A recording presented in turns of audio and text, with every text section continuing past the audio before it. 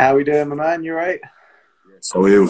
Yeah, all good, mate. Hey, we should sing Nath jump in the chat as well. How we doing, Nath? Good to get you on, man. I was just babbling on to my followers that I'm pretty excited about this one myself because, like I say, anything performance related, especially when it comes to MMA and fight performance and athletic performance in general, but very specifically combat endurance, I'm all over. So I was pretty hyped to get you on, and the room is filling up nicely now. So hey, everyone.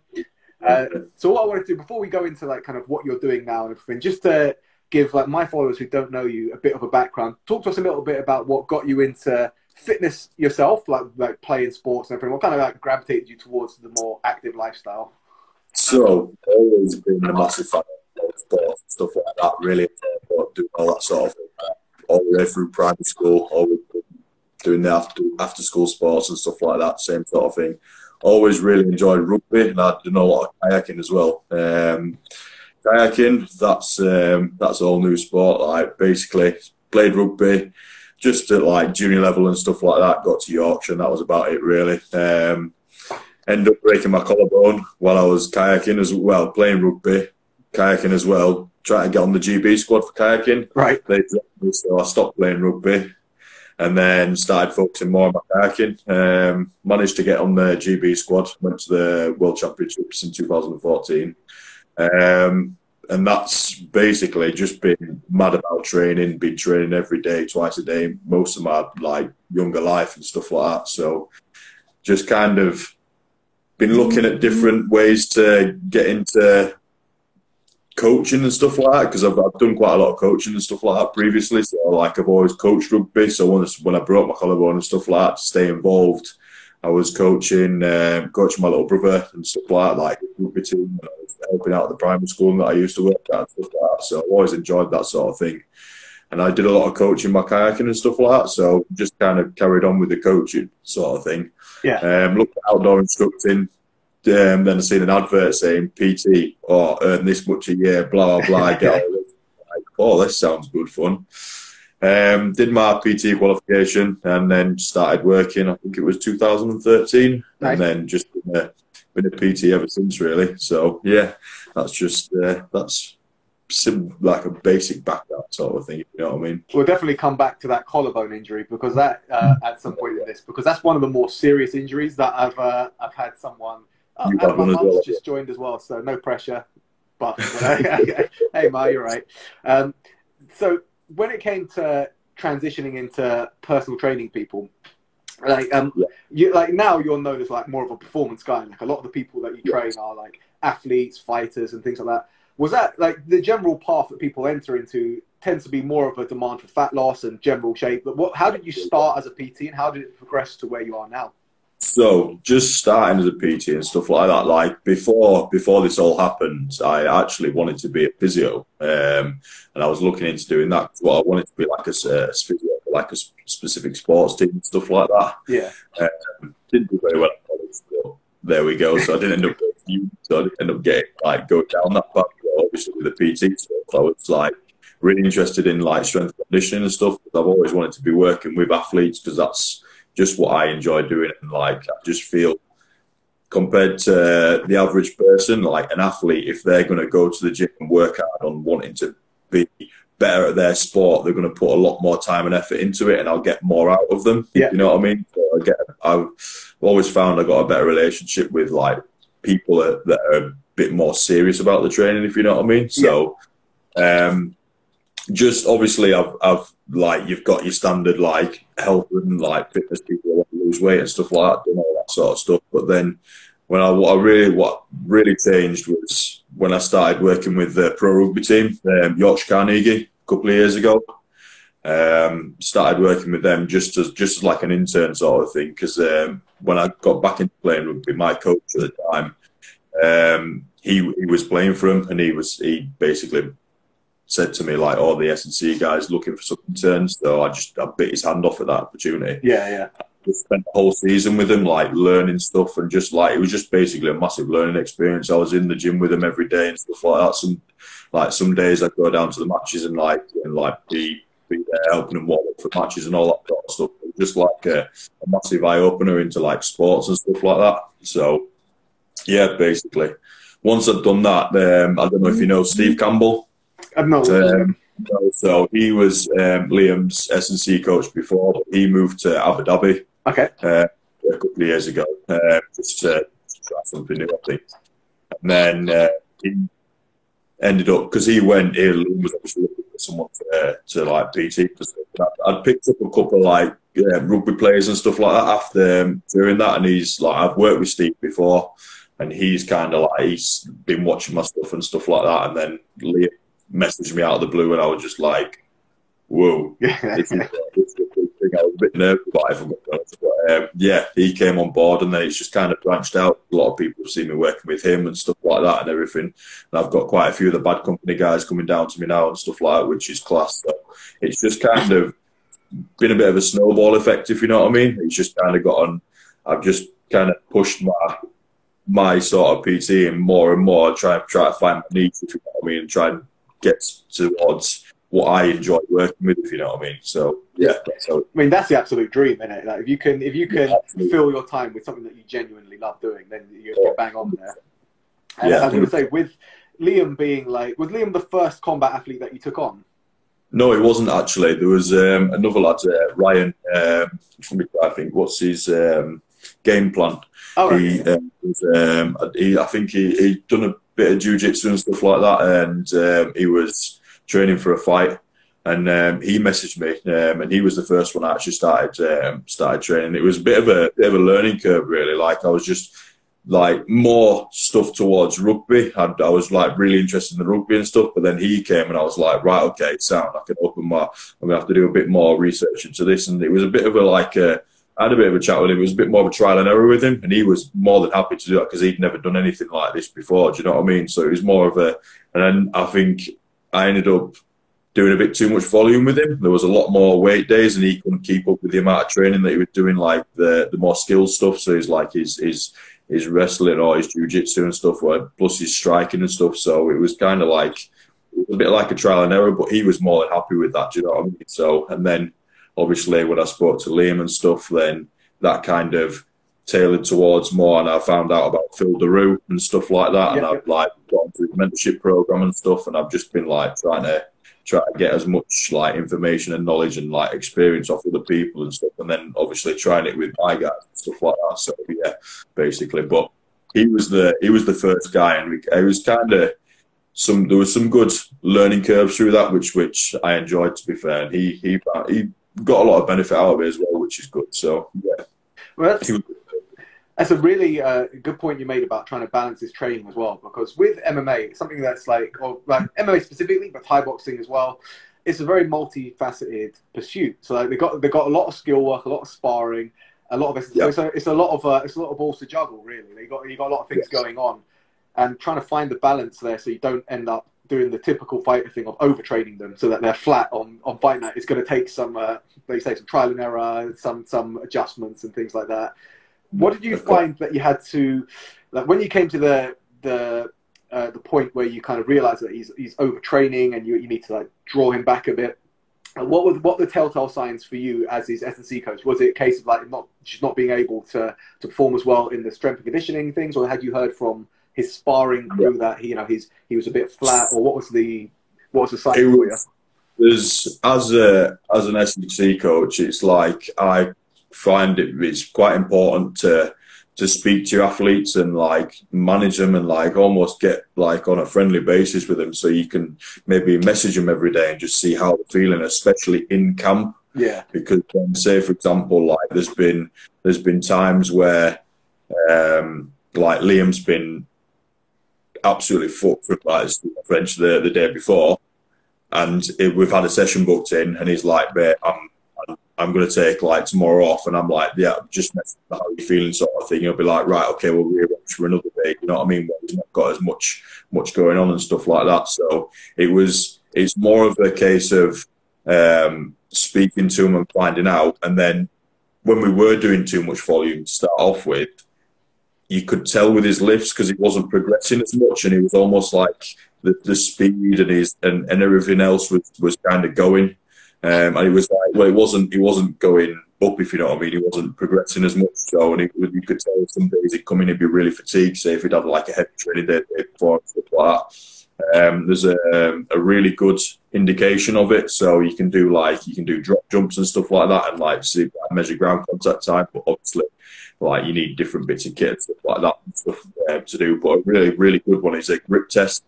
So you can say, for example, if someone's grip is fatiguing, then it's the overall tell sign sort of thing that they're quite fatigued themselves. So maybe you need to back off a tiny bit. So that's a good indicator. But it was just a general sort of like speaking to him and stuff like that, and then seeing it in his S&C sessions that he would probably do too much because of his progression. Yeah.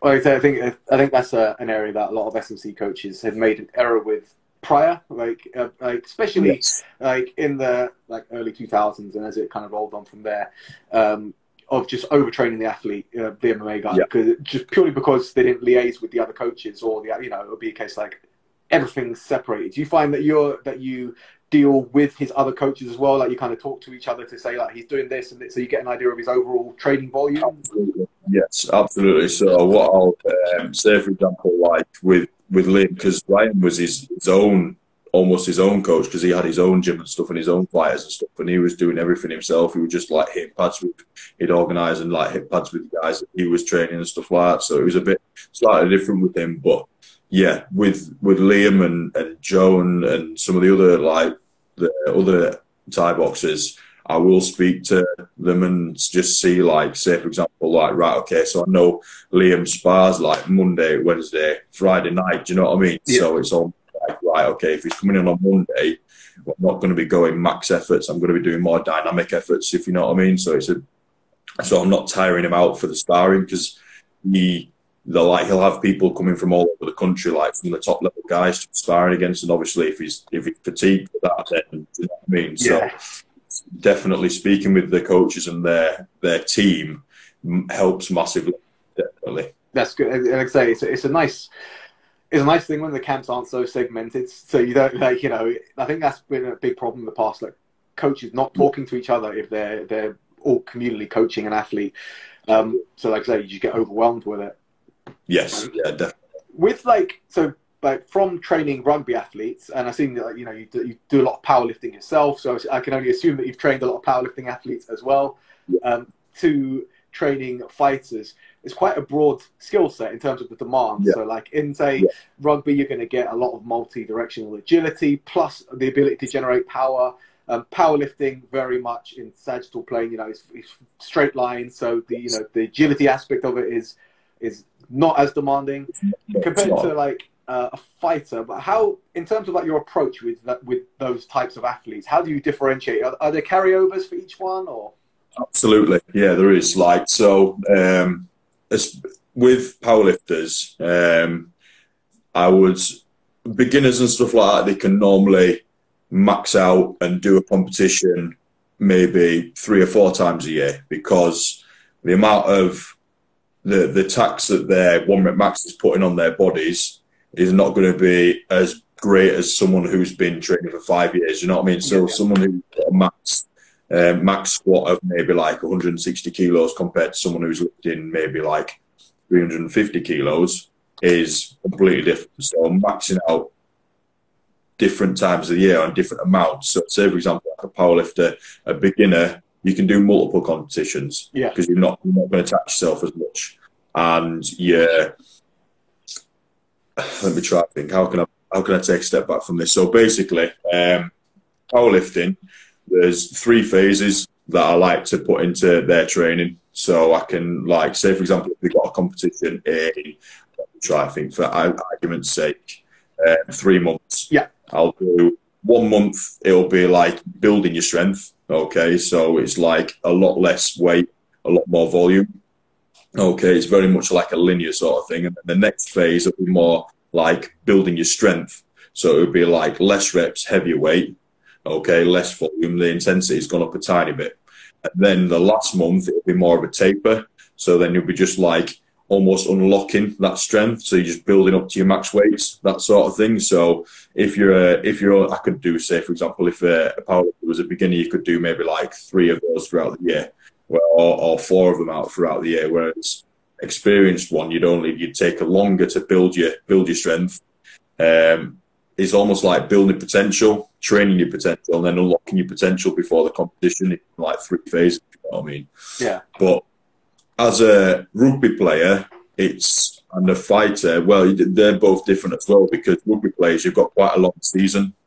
And in the off season, you normally tend to you still want to have a time to rest and recover and stuff like that. But then I find that you can build a lot more like strength and muscle size in the off season, because you've not got as higher demands on training for your skill set or your cardiovascular. Do you know what I mean? So obviously they'll still do some just to keep it at a level, but it won't be as intense as when they are in the season. So it's a much shorter like building phase for a rugby player, and then through on season it's more.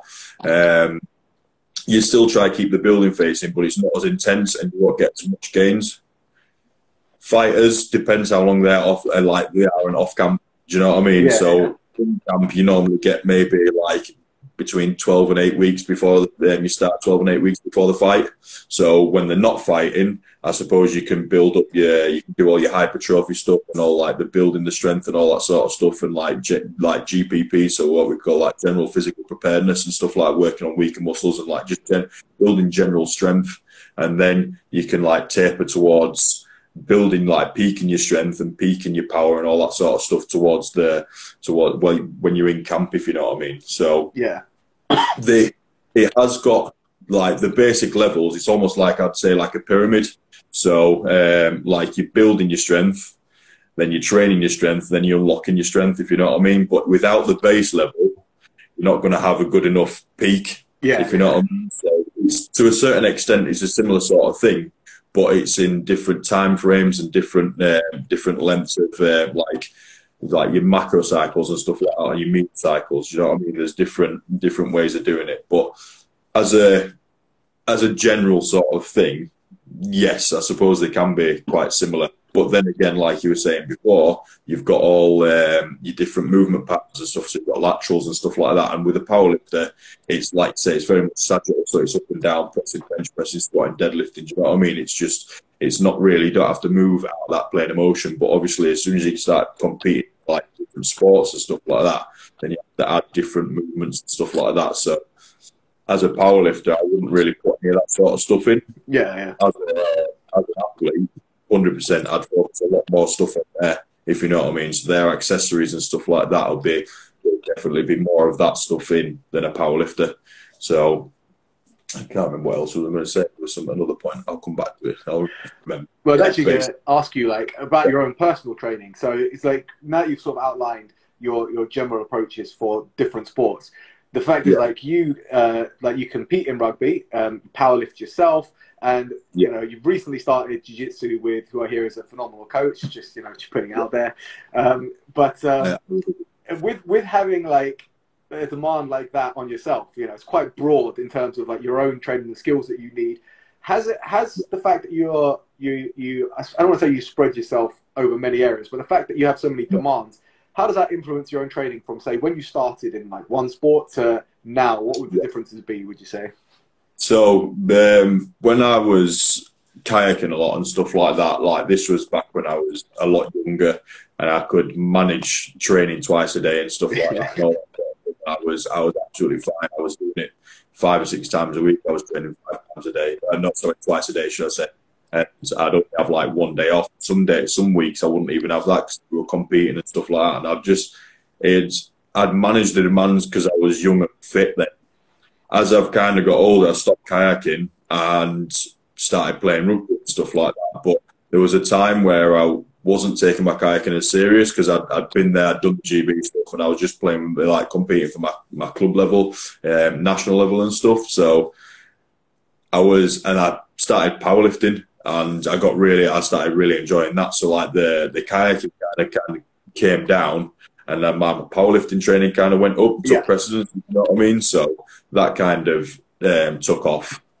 So it was almost like I didn't really manage it very well. One had to take like preference over the other, if you know what I mean. Yeah. So But with my last year, what was it last year? I can't remember. Just before COVID, when I started playing rugby for a much better team, like a higher level team, like there was a much, it was like 4 leagues above. So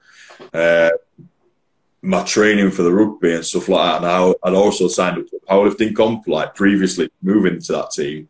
So I was a bit like, right, okay, sound. So it was just kind of like try and hammer all my stuff in the gym, and then hope I was trying to make some gains and stuff like that, and then play rugby. But because I was only training at rugby twice a week and playing on a Saturday, like my rugby wasn't as high as intense as, say, for example, a professional athlete.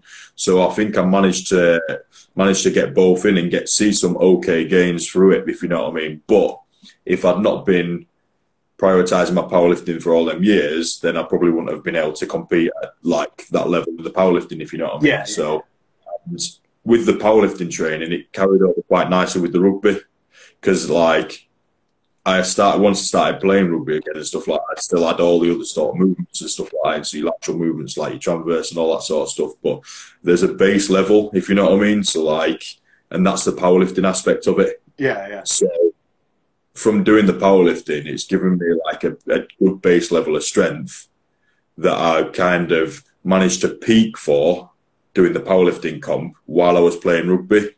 I'm not going to lie though, some days like I come back in on a Monday after playing 80 minutes on a Saturday, like feeling like I've been in multiple car crashes, and I was tired. Yeah. But I just crack on, bang a caffeine drink down and just crack on with it, if you know what I mean. Just one of them things. But as soon as I'd done the powerlifting comp, then everything was concentrated on rugby, and then COVID happened. So here we are, if you know what I mean. Yeah. But it's tough to manage two and try to get really good gains out of both of them, if you know what I mean. But if you train smart and stuff like that, you're not constantly overtraining and stuff like that, if you know what I mean. So it just depends on your volume management and that in the weight room, basically. So, and when I was concentrating more on the powerlifting, that's what I was doing more, if you know what I mean. I was concentrating more on the volume and maybe like the training and stuff like that, because I already had a base level of good fitness from playing week in, week out and training twice a week. It, like on a Tuesday and Thursday in season, the fitness and stuff like that wasn't as high. It was more fatigue from the game on the Saturday, if you know what I mean. Yeah. So it kind of worked quite well. So my weight training went up and my fitness intensity went down, if you or just holding a level. So yeah, if you kind of get what I'm saying. To be fair, when you made a point saying that you had like a level of strength, to put that into context for people who may not be familiar with you, like his level of strength is like he's underselling it a little bit. It's pretty high, like which I think carries over quite well into the grappling world. Like the ability to grab hold of someone and then feel absolutely helpless. Obviously, is a massive bonus. It's a really good attribute to bring over to it. But it's funny enough that like rugby and MMA, but wrestling and jiu-jitsu in particular, have a lot of crossover. So there's a lot of teams that are hiring. So Dean Amersinger, who's an ex-MMA fighter, who's going around and he's coaching a lot of the rugby players just to do with like their tackles and things like that, and how to bring people down to the ground. And I think he diversified specifically into that now. So he's just basically going around to rugby teams and just teaching them how to like absolutely wipe people out. Yes, absolutely. But that ability to drive, especially when it comes to putting people on their back and getting them off their feet in order to do that, having a rugby background, obviously that's going to benefit you quite a lot. There's going to be quite a lot of carryover. Yeah, definitely. The thing I did want to come back to though is at the beginning of this you mentioned having a broken collarbone. So talk to us a little bit about how that happened to you and your recovery process, because that's a pretty horrific injury. So that happened when I was 19, 20, I think it was. So I was still quite young, and basically I was about 5 meters away from my own try line, and there was a big lad, and he just ran, and I thought if I go low, he's going to go over the top of me and score. So I've got to go high and try and wrap him up. Yeah, he dropped the shoulder right onto my collarbone, and literally I fell on him. I could hear it happen straight away, and I kind of like got up, and I was like, yeah, that's a broken collarbone. So that was that really. And I kind of like had 6 weeks milking it at college. I couldn't do any writing, and hence why I didn't go to college with it and all that stuff. So, yeah, my collarbone's there. But then had 6 weeks of training, and then I got straight back in a boat. I went to the hospital for my checkup, my 6 week checkup, and my mum drove me down and like, wait outside and stuff like that. I didn't want her to come in because I knew exactly what the guy was going to say, the nurse or the doctor was going to say. So basically, they said, right, have another 6 weeks off and just start doing some light, gentle exercise and all that sort of thing. And I was just like, yeah, whatever, blah, blah, come out. Say, and I was like, oh, I'm allowed to get in my boat. So literally that day, went down to the lake, got in my boat, did a sprint session. I was like, get back training and stuff like that. But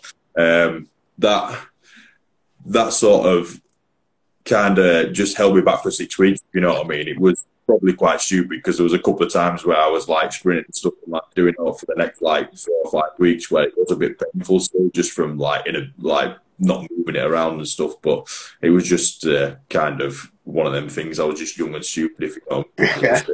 Yeah, all been there. And I think especially because we've got a lot of jiu-jitsu guys watching this, a lot of MMA guys. No doubt that very many of them have had similar sort of injuries and done exactly the same thing. Like, oh yeah, I'm eager to get back into it. And it's one of those that 20 years down the line, we'll all be regretting it when we're a bit broken. But such is the nature of these kind of sports. Yeah. And like the only experience I've had with a broken collarbone, luckily, is not personal experience, but it was during a wrestling session in London. So this was over 10 years ago, probably closer to 15 years ago now. And one of our guys got thrown, landed on it, and we thought it was a dislocated shoulder. It turns out afterwards, when we went to hospital, it was a broken collarbone. So being like the young, rather dopey kids we were at the time, we were like, oh, his shoulder's dislocated. Let's try and like, put that back in. Obviously, which is not what you want when you've got a broken collarbone, someone dragging your shoulder around. So you say, like, I don't think my shoulder's dislocated. I think this is something else, you know. Yeah, he messaged us the next day, like, yeah, it's broken. So, but yeah, the thing that I remember about that is just how immediately he stiffened, like, oh, Jesus Christ. So, like, I know that that's a horrific injury to recover from. Is it something that bothered you for a long time afterwards, or was it basically, was your recovery luckily quite linear for it? It was, I think, just because I was fit and young, it was okay. Mine ended up breaking, so it's now sat like that, so it's probably twice as strong. Yeah. If you know what I mean. It's like, because it's twice as thick as my other one, just because it's set like that, and it's just kind of grown, and it's just basically double in thickness now, because it's one grown further than the other one's grown the other way. So it's actually worked out better, I think. But if you look at the whatever it's called, the function of the collarbone is if you land on your shoulder, it's actually supposed to snap and supposed to give way, so you don't do any damage to your shoulder. Yeah. It's supposed to hold your shoulder bone or shoulder girdle in place. But if they get any big impact, it's a lot less strain or a lot less work on recovery with having a broken collarbone than it is having a dislocated shoulder or a rotator cuff or anything like that, if you know what I mean. Yeah. So that's the idea of a collarbone breaking, apparently. I was going to say that if at the end of all this there is an afterlife and there is a God to ask me, something like, why did you design shoulders so shittily? Like, surely there is a more streamlined design that you could have put on a human shoulder that doesn't have a bone that is basically there to break to save the rest of the shoulder. That's just not a smart design. Absolutely, I know. But before all that, ideally, obviously there's impact injuries and stuff like that, and like you can't prepare as much for an impact injury as you can, say, for example, like just a standard injury, like say, for example, if you get an arm bar or something like that, and if you've done enough shoulder con, enough like strength training in and around your shoulder, you've probably got a better chance of being able to recover from that because of the strength and stuff, or maybe not even happen in the first place, if you know what I mean, because you've got strong enough shoulder like support muscles to stop them going in that range of motion, if you know what I mean. Yeah. To be fair, I've been putting a couple of arm bars recently, and it's not nice. It's one of my biggest fears, dislocating my elbows, because I get a bit of tendonitis in my elbows anyway. But it's almost like, right, okay, I'm going in that position, right, let's tap. You know what I mean? So, but I've found out where I've been a couple of times where I've been in that bar, and I've managed to hold it off for like maybe a few seconds. You know what I mean? Just from like, instead of it just going straight in and like shoulder pulled out or elbow dislocated. You know what I mean? strengthening the areas around it, obviously, will help your shoulder massively. I was actually going to say to you as well, because one of the things that kind of struck me about you, being that you powerlifted, did you compete in powerlifting as well, like in terms of, so like competing in powerlifting, and obviously playing rugby to a relatively high level as well.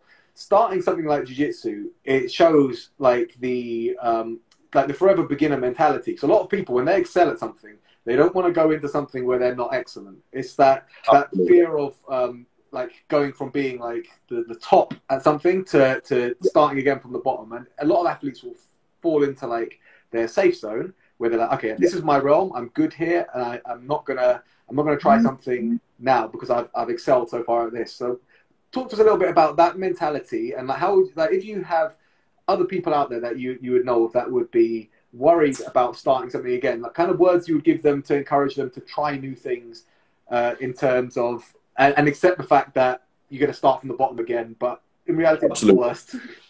Yeah, 100%. And like, without, like, I thought playing rugby and stuff like that, what I thought would actually help my rugby is some sort of wrestling, or some sort of grappling, or whatever, jiu-jitsu or whatever. And I just went in with the mindset that doing this is going to help me get better at my other sport, if you know what I mean. And I thought, okay, I've played contact sports all my life, and I love contact sports. I just wanted to try something different, and I just thought, how bad can it be? Do you know what I mean? And as well, the fear factor of playing rugby massively outweighs the fear factor of going to something completely different. Because if I'm honest, like before a rugby game started, I'm really anxious. I feel like I can't eat. I'm forcing my food down and stuff like that. There's just nerves about playing well. There's nerves about going out there and getting injured and stuff like that, and all that sort of stuff. And I just feel like doing something like this, there was nowhere near as much nerves as that. Yeah. So it was probably going to be as bad as pre-game nerves, if you know what I mean. And having that mentality to think, right, okay, if I try this and it's going to make me better at something, then I'm going to go and give it a go. Do you know what I mean? I can always only go and try it. And honestly, I've had my ass handed to me, but you just learn so much. And the guys down there, and so that everyone's just like so friendly, so helpful. So it's not like you go in with if you go in with a big ego, you're just going to get, you know what I mean? You can get your ass handed to you more, and people aren't going to like you. People aren't going to want to like invest the time and help you. So just go in with the mentality you want to learn and try and use it, like me, use it to get better at something, if you know what I mean. Yeah, 100%. And it's such a, like I say, jiu-jitsu itself is a very humbling sport. I remember we were chatting about this recently, in that it's there's something unbelievably humbling about being controlled and basically put in a position where if the guy doesn't release you, you'll die. That's and having that done to you as a grown man is tough, you know, because it's like inside every person there is that competitive alpha male, and it's more near the surface on some guys than it is on others. But in the right situation, that side will come out of anyone, because in the end, males across every species compete. You know, this is just what we do. We are knobs. We're violent and we fight. You know, it's what we do. Absolutely. And being in that position where you're on the receiving end is tough. And we were talking about the highs and lows of it, being that you can go from having a round where everything goes well and you feel amazing to the very next round where you get humbled and feel absolutely distraught. And like but the fact is, the lessons that you can get from there are things you could, like hierarchy and basically your place in the pack essentially, and what you need to do to improve and all this kind of stuff. Lessons you can apply to all aspects of life. Absolutely, yeah, 100%. I think so. And like, there's a aspect of being the alpha male in quite a lot of men, isn't there? Do you know what I mean? Everyone wants to be that alpha, and everyone wants to be really good at it, and everyone wants to be the best at whatever they're doing. So that's why I suppose people taper off towards one sport so they can be the best they can at that. Do you know what I mean? Whereas, like you say, going to somewhere where you can, if someone doesn't let go, they can kill you. Yeah. Putting yourself in that position, it's kind of like a position of trust, isn't it? You know what I mean? If that's what I'm saying as well. If you go in without a big ego, then there's more chance of someone who gets you in a choke. As soon as you tap, they'll probably let go straight away. If you know what I mean? Yeah. They might just think, I might just hold it on for an extra second and make it no. Do you know what I mean? But Yeah, it's all about mentality going in, isn't it? So that's the thing. You tend to find that the types of guys that have huge egos and stuff don't thrive in jiu-jitsu because they can't stick through the point where they're basically, like I always say, so you've got the analogy like being the hammer, being the nail. When you start jiu-jitsu, you're the piece of wood that's getting done by the nail and the hammer. You've got to progress to be the piece of wood, and then you eventually progress to be the hammer. Yeah, 100%. It's like those type of people. It's like a filter for like arseholes, basically. It just kind of filters them out. So the people that remain are people that want to learn, like yourself. And like I say, and not only want to learn for like the purpose of jiu-jitsu, but then you're taking the lessons you learn from there and applying it in other areas, like I say, in your other sports and things like that. Yeah, 100%.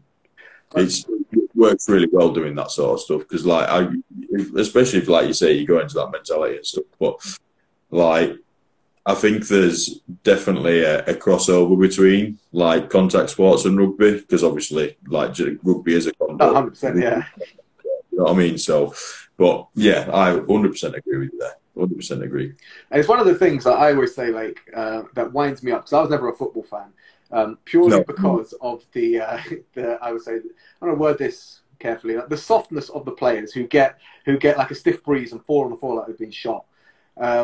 And compared to rugby players, you know, you guys are high risk for injury, and then you see rugby players getting up, cuts and bruises, and just playing, you know, and it kind of like it filters out the really tough guys, you know, because well, I remember speaking to someone about this recently. When it comes to rugby, you're not always training to absorb impact that you can see. Like, you know, there's a potential that you're going to be running one direction and someone can like hit you from the side. Someone can hit, you know, it's not like you can prepare yourself to be in the situation that you're going to experience on the field. You know, you can get wiped out from anywhere pretty much. Yeah, absolutely. But I was doing a bit of reading on like concussion and stuff like that, and like well, there's three ways of preventing concussion. Well, not preventing it, but reducing it, should I say? There's only one way you can do it before you're in the competition, and that's training your neck. Yeah. There's a lot of studies to say that the stronger your neck and the stronger everything else around there, the lower the risk of concussion. The other two ones are being able to perceive it. So, say for example, if someone's coming at you with a punch or whatever, if you can move out the way, obviously, if you can see it, but you can't do anything about it, to brace for it. Yeah. So it's one of them things like you can do all the training and stuff like that for it pre-hand, so like you can do all the neck con and everything like that beforehand. But if you don't see the punch coming, you've got a chance of being knocked out. You know what I mean? You can't control external factors.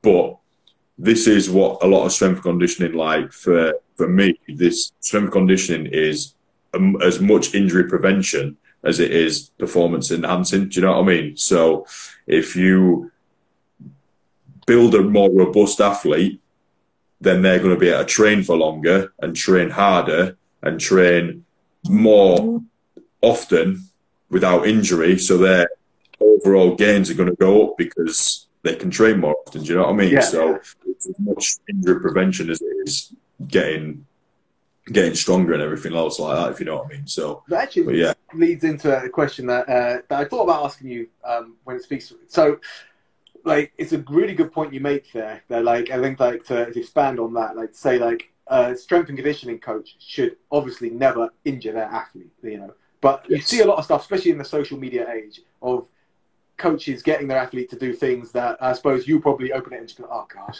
Like, you know, like at the very least, things that are not relevant to the sport, but more often than not, dangerous things for the athlete to be doing. So things that have very, very little benefit for them and very high injury risk. So in terms of like your own approach, when you're weighing up, like, because there's always going to be, depending on how fatigued the athlete, there's going to be some risk of injury, but obviously your job to minimize that. How do you weigh up exercises in terms of risk versus potential reward, and whether or not they go into the actual program or not? So, I've been doing a lot of research on like what Phil DeRue's doing, and he quite likes this this method of like it's called the condensed conjugate method, which I quite like.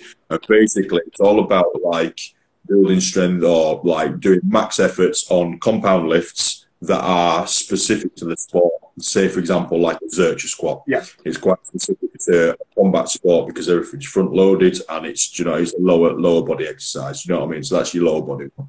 So you do something like that, and you'd work up on you work your strength on that, and then every few weeks you'd change that. So maybe you might do a more deadlift, very good for, and also very good for combat sports and stuff like that. Do you know what I mean? You'd work up, you'd do a max effort on that over 3 weeks, but that would be the strength gains and stuff like that. You'd be trying to work on your strength gains and that, but all the other exercises should be looking at what the weak link is in that specific exercise. Say, for example, like on a sumo deadlift, for example, you lean over a lot and use your back more than use your legs. Yeah. So if that's the case, then all the accessories and stuff like that should be looking towards more strengthening up, maybe potentially hamstrings. Okay, so they've obviously got a weak area in the hamstrings, so we'll work on them accessories. Say, for example, like if they, excuse me, like on their pressing and stuff like that. Say we do a close grip bench press. They're really good off the floor, but they're really slow at lockout. Yeah. Okay. So then we'd look at like something maybe like triceps or something like that. So the chest and the shoulder are going to be a lot stronger than triceps, for example. So we do work our accessories more towards building the triceps. So then you get an all-round strong lift, which is going to increase the strength of the lift, which is going to increase the strength of the athlete, and you're going to have less injury, if you know what I mean. So like when you train that sort of stuff, there's going to be less for your form to go wrong or not, like, and then it'll carry over better to the sport. So if you've got like weak areas in your hamstrings and your glutes, say for example, when you're doing sumos, when you're in guard or someone's on full mount, how are you going to be able to get out and bridge? Do you know what I mean? All that sort of stuff. So working on the weak part of the lifts the specific lifts will help general performance, if you know what I mean, because they'll have weaker areas in their performance because it's showing through the lifts, if you know what I mean. You work through it that way, if that makes sense. Yeah. Well, the thing that I like, and especially like when it comes to like coaching you as well, but like when it comes to jiu-jitsu, because most of it happens on the ground, like the demand for explosivity is limited to when you're on the feet mostly, because it's only so explosive you can be from the knees and the floor, although there is some aspect of it there. But there's a direct carryover to a lot of exercises that a lot of people don't tend to think of when it comes to performance. So like a bench press, for example, it got a terrible rep like years ago. People are like, oh, bench press has got no carryover. And it does have a carryover to grappling. Like if someone's on top of you with side control, I've been bench pressed off people before, literally, like bench pressed off. Exactly. Now, you can make the argument that a floor press is specifically slightly more like, but at the same time, a bench press has a lot of carryover that you can use. And so does a hip bridge. Like I've had an instance where I'll be coaching you and someone's on top, and I'll be like, and instead of thinking of something that you might have to think about, like, okay, do this and try and grab his left foot, I can say hip bridge, and that's an instinctive thing for you, so you'll react and do it. Absolutely. It's also a movement that you're powerful in that has a direct carryover. So it's like, it's like identifying those areas that potentially get overlooked that you can put into sport.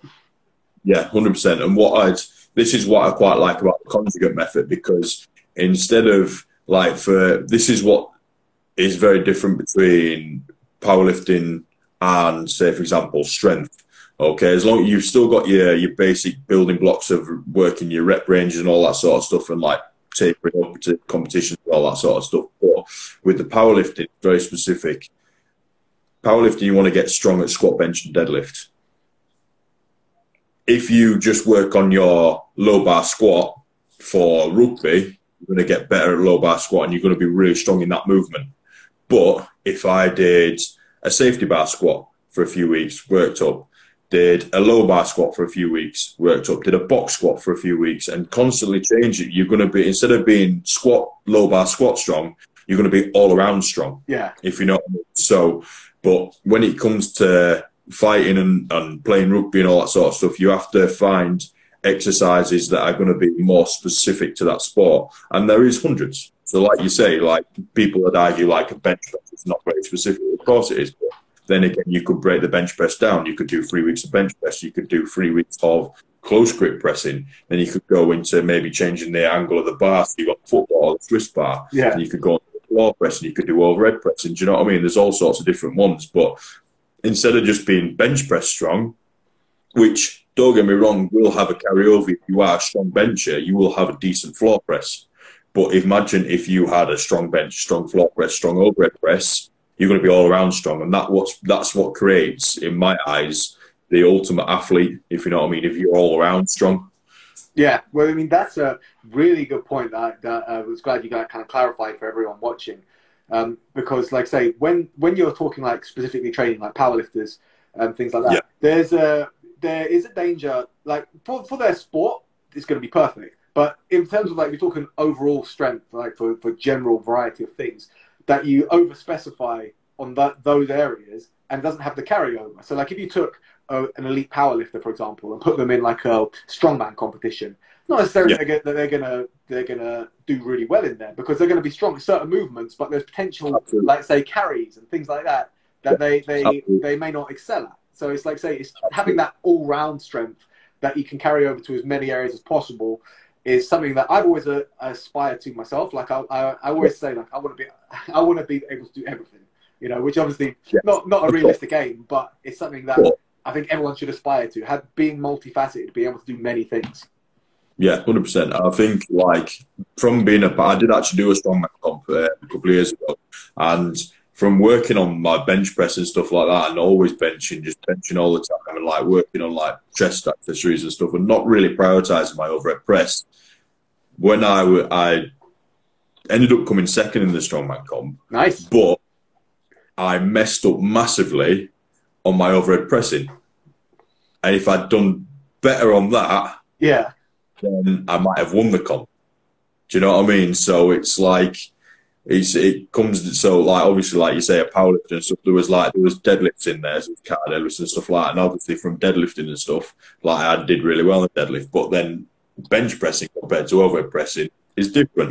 But from bench pressing, I'm going to have a decent base level of strength for pressing strength, but then as soon as you start going into more specific overhead pressing, okay, there's not the carryover is not quite as much as it needs to be when you go into that sport, is there? So training different ones. So say, for example, if I'd done like a few weeks of bench press and really like concentrate on more overhead pressing movements and stuff, like put more of that in, then I probably would have had a better chance of being better at that, if you know what I mean. So yeah, 100%.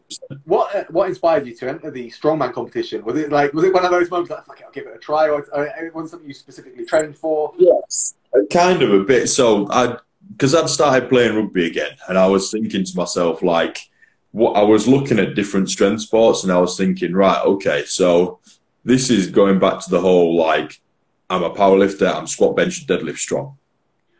Strong men, they seem to be a lot more all-round strong, and that appealed to me a lot more, if you know what I mean, as an athlete. So I thought, right, okay, I'm going to give this strongman stuff a go, and there was a great gym down in Armley called Plexus. Ian Kirk owns it. It's class down there. That's who we put the strongman comp on. And I seen it, and I was like, ooh, that looks like good fun. And I thought, right, this will probably, because I'd already been down to Plexus and stuff like that, started training a bit more of the strongman stuff just for general, like, all-round athleticism, if you know what I mean. So like doing like the Atlas Stones, like doing the farmers carries and stuff like that, just because I wanted to be a bit more all-round strong, and I'd just seen that and I thought, boom, let's give it a go. So yeah, definitely, it was good. It was good fun. Much preferred it to powerlifting, I'm going to be honest. Yeah, well, the thing is as well, so there's for anyone watching this, if you want to watch it, if you're a jiu-jitsu fan and a strongman fan, Daniel Strauss, Raspberry Ape, he done a series on YouTube called Stones and Strangles, where he went all around Scotland lifting like manhood stones and teaching jiu-jitsu seminars. It was brilliant, really good. But he talked about the difference between a barbell deadlift compared to lifting a strongman stone. And if you look at the the mechanics of the move, you've got a bend of the knees, a hinge of the hips, and you're picking a load up off the floor. Very similar. Absolutely. But in terms of the actual carryover, there's not much. It's not something that you can Absolutely. take from. I feel like if you are a strong deadlifter, you've got more chance of picking up bigger stone. But if you've not done any sort of stone training, then all that deadlift strength just goes out the window. Yeah, it's not focused on the right area. Yeah, 100%, 100%. That was one of the things that Dan had said in the seminar that I thought was brilliant, where he says that if you apply enough force to a blunt blade, you can cut something. But at the end of the day, if you have a finely sharpened blade and you apply force to it, then you've got a dangerous blade. Oh, absolutely. And it's like, that's something that kind of like sticks in my mind about you, being that you're very strong. You have the potential to generate a lot of power, a lot of strength, a lot of explosiveness from your rugby, and picking up those techniques in jiu-jitsu is applying that athleticism to those techniques is going to be nice. Yeah, absolutely. And that's what I think the power is, if you know what I mean. Like if you're really strong, but you're not very fast, okay, you're really strong. But if you're really fast, but you're not really strong, then you're going to do okay in sport. But if you're both, power kills. And then if you put the technique into it, you become an unstoppable athlete. Absolutely. 100%. I think that's a good thought to kind of like leave people with, like the fact that like whatever you're trying to aspire at, don't approach it in such a linear fashion in terms of trying to improve. There's the ability to put together like strength in different areas, but like I say, to generate power and stuff that you can use in more than one area is going to be beneficial to everything in your life. It's something that I think everyone should aspire to. Like, and who doesn't want to be strong? Like, strong is such a badass quality to have. Exactly. Of course it is, 100%. And I completely agree with you there. Yeah, 100%. Now, with lockdown ending in 9 days, I think, if people want to come and find out more about the stuff you're doing, where can they find you? Where are you going to be physically? Where can they find you on Insta if they want to chat to you about training? So Instagram and stuff like that. Well, you might be able to see Nat_PT_Robinson, and the brand that me and my mate have. It's backwards, but as you might be able to see that the brand that me and my mate Wiley Sung 28. We've both created is Brotherhood 15. So if you look on Instagram, you go Brotherhood_15. You'll find us there. But we've kind of built a little shed out of lockdown because we didn't have anywhere to train people and stuff. And like everyone, obviously, wanted to carry on training throughout and stuff. So we built a little shed, and that's in his back garden. That's based in Seacroft. Nice. So just up the road, just down from Bad Company. If anyone knows where Bad Company is, so that's where we are. So any questions or anything like that, any help, hit me up. Nice. So so for everyone that watched that, thanks a lot for tuning in. I'm going to put this up on YouTube afterwards anyway. So if you do find my YouTube, it's at Costas Toru. Be great. So subscribe, like, all that stuff. Thanks for taking the time to come on that. Obviously, I took a lot from that. Because like I said, I'm just from a nerd out point of view, I'm always really interested in talking performance and especially fight performance and things like that. It's an area that I'm madly interested in.